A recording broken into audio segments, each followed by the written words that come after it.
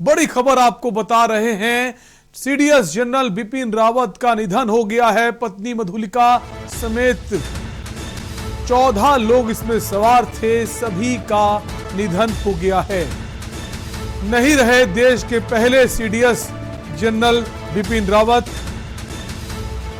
और जैसे ही ये खबर सामने आई है, लगातार तमाम बड़े नेता, प्रधानमंत्री, रक्षा मंत्री, गृह मंत्री सभी इस दुखद हादसे को लेकर अपनी संवेदनाएं प्रकट कर रहे हैं। सभी इस हादसे पर अपना दुख जता रहे हैं। तो देश के लिए एक बड़ी क्षति का दिन है आज। सीडीएस जनरल बिपिन रावत का निधन हो गया है। आज सुबह ये हेलीकॉप्टर क्रैश हुआ था, जिसमें सीडीएस जनरल बिपिन रावत अपनी पत्नी मधुलिका के साथ मौजूद थे। उनके अलावा उसमें 12 लोग और भी मौजूद थे। सभी का इस हादसे में निधन हो गया है। वायुसेना ने ट्वीट कर इस की जानकारी दी है, निधन की पुष्टि की है। तो देश के तेज तर्रार योद्धा, देशभक्त, तमाम नाम कम पड़ जाएंगे। बिपिन रावत के लिए तमाम सारी उपलब्धियां इन्होंने हासिल की देश की सेवा करते हुए, और वो मुकाम भी हासिल किया जिसके लिए बने थे, क्योंकि ऐसी तमाम उपलब्धियां इनके नाम हैं, तमाम ऐसे पद हैं जिसके बाद उनको एक खास पद दिया गया, जिसकी शुरुआत 2019 में पहले पद के तौर पर इनकी नियुक्ति की गई। तो देश के लिए एक बड़ी क्षति का दिन है आज। देश ने अपना एक सुपूत, एक लाल, एक योद्धा, एक राष्ट्रभक्त खो दिया है। हेलीकॉप्टर क्रैश होने की वजह से यह हादसा हुआ। तमिलनाडु के कुन्नूर में यह हादसा हुआ है, जहां सेना के कॉलेज के खास कार्यक्रम में पहुंचे हुए थे। वापसी के दौरान ये दर्दनाक हादसा हुआ है, जहां पर सीडीएस जनरल बिपिन रावत ने अपनी पत्नी समेत और जो उनके साथ बाकी लोग मौजूद थे, सभी ने अपनी जान गंवा दी है। इस घटना के बाद से जब उनके निधन की पुष्टि हुई, लगातार ट्वीट जो है इस वक्त लोगों के आ रहे हैं, चाहे वो प्रधानमंत्री नरेंद्र मोदी हो, रक्षा मंत्री राजनाथ सिंह हो, चाहे गृह मंत्री अमित शाह हो। तमाम बड़े नेता, तमाम बड़े अधिकारी इस घटना पर रोष व्यक्त कर रहे हैं। सभी अपनी श्रद्धांजलि अर्पित कर रहे हैं। लगातार उनके घर पर भी सभी का आना जाना शुरू हो गया है। उनके परिवार में जो लोग हैं, जो सदस्य हैं, उनसे लोग मुलाकात कर रहे हैं। उस दुख की घड़ी में उनको ढांढस बंधाने का काम कर रहे हैं, और जिम्मेदारी भी बनती है सिर्फ बड़े नेताओं की नहीं, बड़े अधिकारियों की नहीं, हर उस देशवासी की, क्योंकि देश के एक सच्चे राष्ट्रभक्त ने अपनी जान जो है निछावर कर दी है। एक हेलीकॉप्टर क्रैश होने की वजह से यह घटना हुई है। इस हेलीकॉप्टर में 14 लोग सवार थे, और जब खबर आई दिन में तो ये कहा जा रहा था कि कुछ लोग घायल हैं, उनका इलाज चल रहा है। पहले 4 लोगों के मौत की खबर आई, फिर उसके बाद मृतकों की संख्या लगातार बढ़ती गई, और अब जो खबर आ रही इस वक्त, सीडीएस बिपिन रावत का निधन हो गया है। और इसी खबर पर हमारे साथ उत्तराखंड के कर्नल अजय कोठियाल जी जुड़ गए हैं।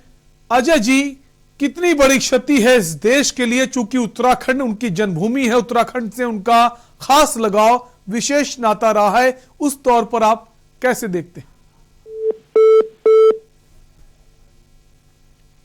हम वापस कोशिश करेंगे अजय जी से जुड़ने की। तो इस वक्त आपको बड़ी खबर बता रहे हैं, सीडीएस जनरल बिपिन रावत का निधन हो गया है। देश के एक ऐसे योद्धा का निधन, ऐसे तेज तर्रार योद्धा का निधन, एक एक बार फिर से हमारे साथ आम आदमी पार्टी के नेता कर्नल अजय कोठियाल जी जुड़ गए हैं। अजय जी, कितनी बड़ी क्षति है इस देश के लिए और खासकर उत्तराखंड के लिए भी, क्योंकि उत्तराखंड उनकी जन्मभूमि है, उत्तराखंड से गहरा नाता, खास लगाव रहा है इनका।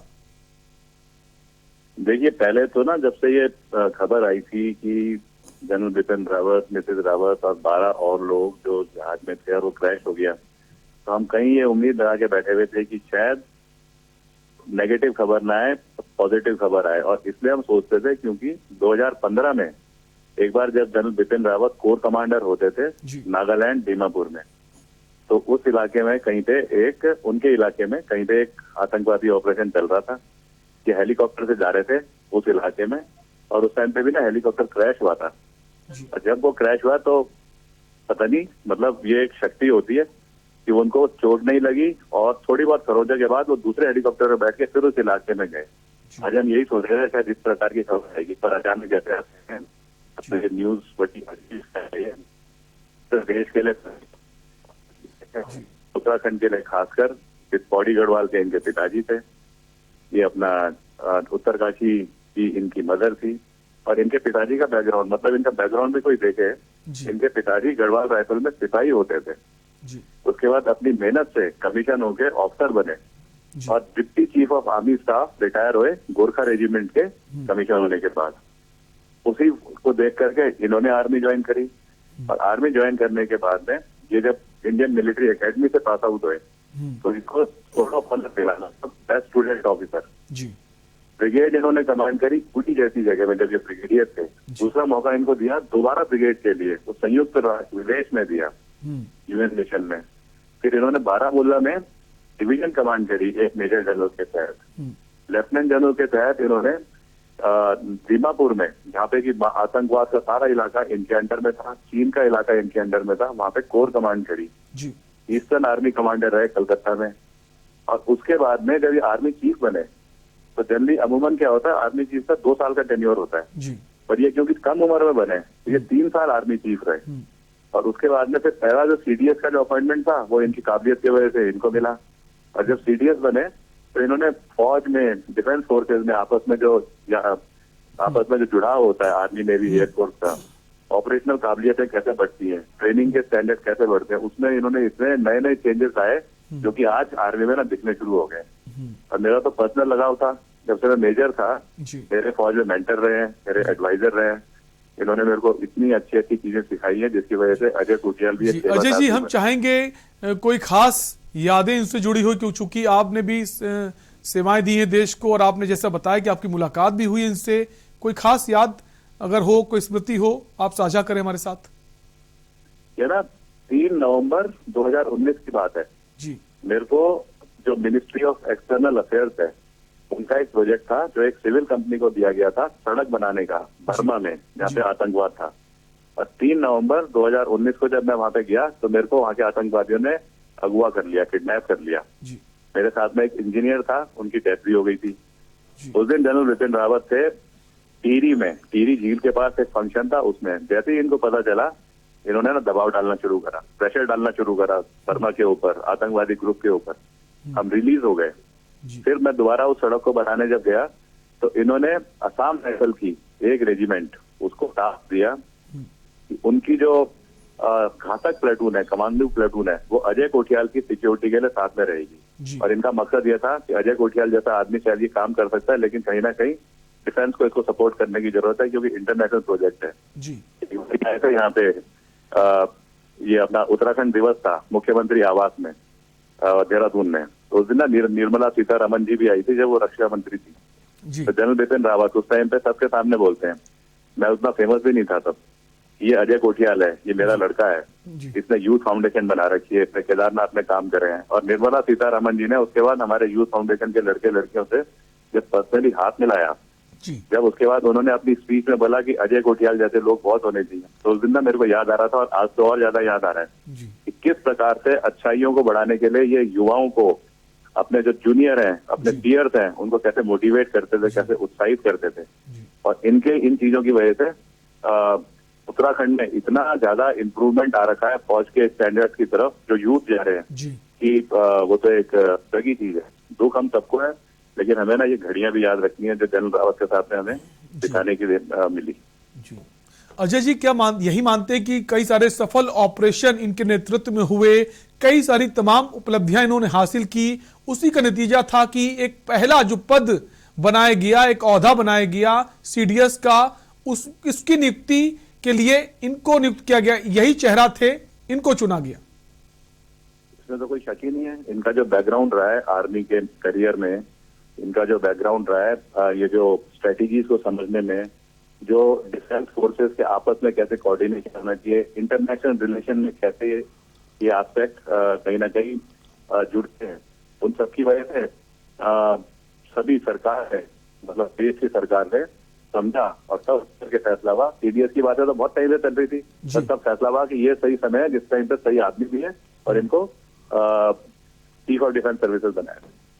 जी अजय जी, जो ये घटना हुई, हालांकि बहुत दुखद घटना हुई है, तमाम देशवासी दुआएं कर रहे थे किसी भी तरह ये खबर ना आए कि जैसी खबर आई है इनका इलाज चल रहा था। एक बड़ी चूक हुई है, एक हाईटेक हेलीकॉप्टर, बताते रशियन मेड था, M117V5 जो इसका नाम है। कैसे देखते हैं, विजिबिलिटी की कमी बताई जा रही है, कोई टेक्निकली कोई खामी थी या फिर कोई जल्दबाजी थी? अगर मौसम ठीक नहीं था तो रुका भी जा सकता था। देखिए, बातें तो ना कई बगैर सोच के बहुत सारे लोग बताते हैं और उसके बाद ना बातें उड़ भी जाती हैं। पर मैं आपसे बड़ी सिंपल सी बात शेयर करूंगा जी कि डिफेंस फोर्सेस जो है हमारी, जो सेनाएं हैं, वो अपना इक्विपमेंट, अपना ये हथियार हो गए, इक्विपमेंट हो गए, इतना तरीके से मेंटेन करती हैं जी। कभी जब युद्ध की नौबत आए तो उस टाइम पे ना एकदम से घबराहट ना हो और एकदम से हम डिप्लॉय हो सके। जी बात आई जब इसकी की, मतलब ये तो वीवीआईपी थे जी। MI-17 जो हेलीकॉप्टर है वो तो एक बड़ा स्ट्रांग बना हुआ हेलीकॉप्टर है और हमेशा मेंटेन रहता है, और एयरफोर्स तो उसको मतलब घंटे घंटे में मेंटेन करके रखती है जी। 24 घंटे की मेंटेनेंस, 1 घंटे की मेंटेनेंस। इसको फ्लाई करने के लिए सबसे बढ़िया जो पायलट्स होते हैं वो सेलेक्ट होते हैं, वो उड़ाते हैं, क्योंकि वीवीआईपी का मूवमेंट है। जी। वीवीआईपी मूवमेंट में कभी भी चांस नहीं लिया जाता कि मौसम खराब या कुछ हुआ हो जी। लेकिन सबसे बड़ी बात यह है साथ में कि कई बार क्या है, मशीन में ना कई बार हादसे हो भी जाते हैं। जी। तो शायद ऐसे ही कोई तरीक कारण होगा। मेरे को याद है 2019 में केदारनाथ में जब हम काम कर रहे थे तो ऐसे सेम MI-17 हेलीकॉप्टर वो आया जी। और वो 4-5 चक्कर लगा चुका था। अचानक पता नहीं कैसे वो वहां पे आया और क्रैश कर गया। इत्तेफाक है वहां पे किसी की डेथ नहीं हुई। इस चीज को तो हम कभी भी नहीं देख सकते कि डिफेंस फोर्सेस की जो मेंटेनेंस पोटेंशियल है वो तो इतने हाई स्टैंडर्ड का है कि उन चीजों की वजह से तो मेरे को लगता नहीं एरर हुई होगी। लेकिन साथ में ये भी है कि फोर्सेस जो है अपनी स्टैंडर्ड ऑपरेटिंग प्रोसीजर्स हैं, अब वो फोर्स चेक भी करेगी कि मतलब इतना बड़ा इंसिडेंट हुआ है तो कहीं ना कहीं तो कोई कारण होगा जी। क्या कारण थे, और उसको फोर्स पक्का अच्छाई के लिए, इंप्रूवमेंट के लिए आगे अमल भी करेगी। बिल्कुल सर, बहुत बहुत शुक्रिया अजय जी हमसे जुड़ने के लिए। तो बड़ी खबर इस वक्त आपको हम बता रहे हैं, सीडीएस जनरल बिपिन रावत का निधन हो गया है और समूचे देश में इस खबर के बाद शोक की लहर है। चूंकि एक जाबाज अधिकारी थे सेना के और तमाम सारी उपलब्धियां इन्होंने हासिल की थी, कई सारे सफल ऑपरेशन जो थे उनका नेतृत्व किया था इन्होंने।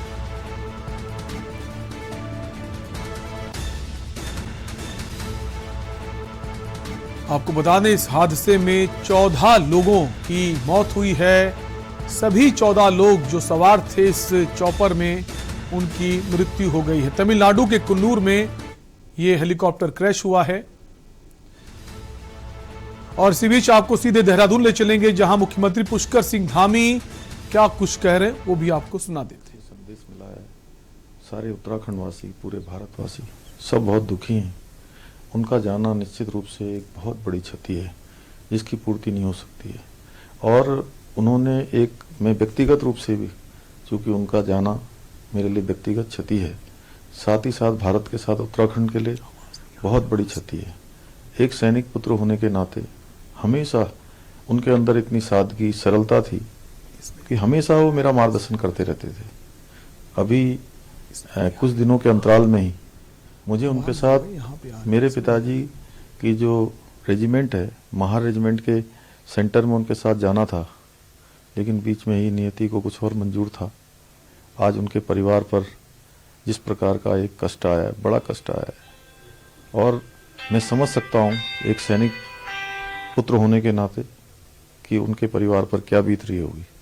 मैं भगवान से प्रार्थना करता हूँ, उन्होंने संपूर्ण जीवन भर माँ भारती की सेवा की है, राष्ट्र की सेवा की है। भगवान उनको अपने श्री चरणों में स्थान दे और उनके सभी जितने भी उनके शुभचिंतक, चाहने वाले, उनके पारिवारिक जन, सभी को इस दुख को सहन करने की शक्ति प्रदान करे। ओम शांति, ओम शांति, ओम शांति। तो आप सुन रहे थे उत्तराखंड के मुख्यमंत्री पुष्कर सिंह धामी को, जो इस दुख की घड़ी में अपनी संवेदनाएं प्रकट कर रहे थे।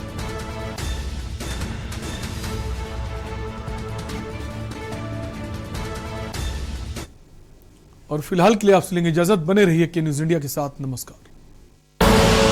आप देख रहे हैं के न्यूज, खबरों का सारथी।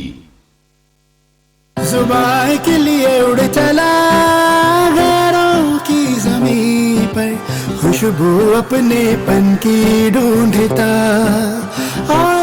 दूर कितना भी जा, इस जुबान से दूर ना जा पाओगे। रुमन, बोलो जुबान केसरी। लगातार भ्रष्टाचारी हुई, आप सड़कें देखे, बाजार की सोचे। मोबाइल कार्ड देंगे अरे विधायक जी को 0 नंबर मिलना चाहिए, 0। बगैर लाइसेंस के उनकी गिरफ्तारी के आदेश, यही इनका लोकतंत्र है।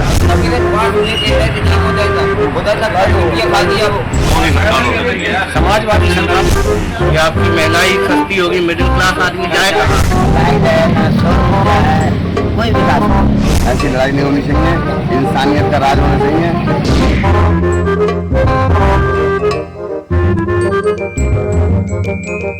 खुदी को आजमाया तो ये अंदाज आया।